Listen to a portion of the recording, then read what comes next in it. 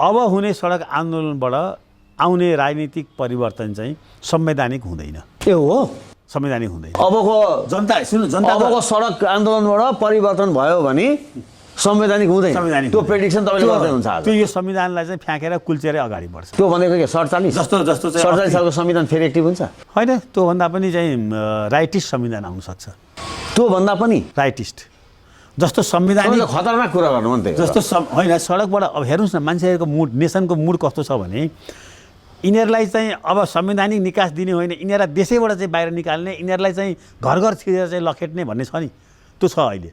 यो 3जना 4जना पात्रहरूको बारेमा कस्तो छ भन्दाखेरि कुनै चोक गल्ली तपाईँ बस कहीँ बाँकी रहेन, कहीँ केही छैन। आफ्नै अब त हुँदा के हो भने आफ्नै पार्टीभित्र पनि अहिले काङ्ग्रेस पार्टीलाई हेर्नुहोस् त, काङ्ग्रेस पार्टीमा मेजोरिटी अफ द भोटर्स यसका शुभचिन्तक जो चाहिँ भनौँ न, यसका चाहिँ कति होला, 20, 21, 25, 22 लाख भोटरहरू होला।